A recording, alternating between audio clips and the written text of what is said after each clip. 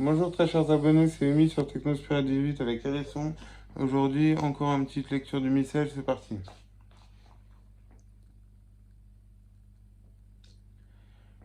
Alors, or Pierre le suivait de loin jusqu'à la cour de la maison du grand prêtre.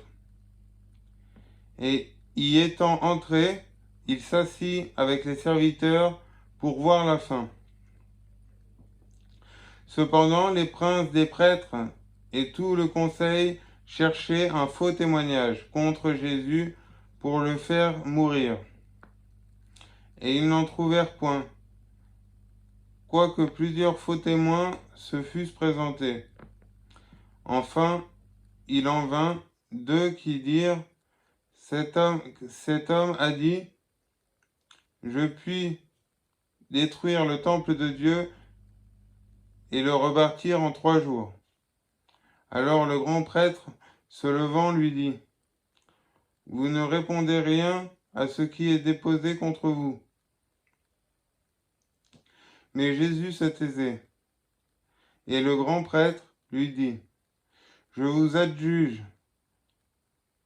par le Dieu vivant de nous dire si vous êtes le Christ, Fils de Dieu. Jésus lui répondit, vous l'avez dit, je vous déclare de plus que vous verrez un jour le Fils de l'homme assis à la droite de la majesté de Dieu, en venant dans les nuées du ciel. Alors le grand prêtre déchira ses vêtements en disant, il a blasphémé, qu'avons-nous encore besoin de témoins? Vous venez vous-même d'entendre le blasphème que vous ensemble. Il répondit, il mérite la mort. Aussitôt, ils lui crachèrent au visage et le frappaient avec le poing. D'autres lui donnèrent des soufflets en disant, Christ, prophétie, et dis-nous, qui t'a frappé? Pierre cependant était au dehors, assis dans la cour, et une servante s'approchait de lui. Vous aussi, vous étiez avec Jésus, le Galiléen?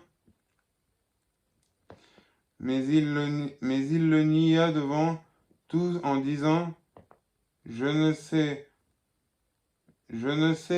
ce que vous dites. Et comme il franchissait la porte, une autre servante, l'ayant vu, dit à ceux qui se trouvaient là, celui-ci était ainsi avec Jésus de Nazareth. Et lui le nia une seconde fois en disant avec serment, je ne le connais point, je ne connais point cet homme. Peu après, ceux qui étaient là, s'approchant, dirent à Pierre, vous êtes certainement de ces gens-là, car votre manière de parler vous fait connaître.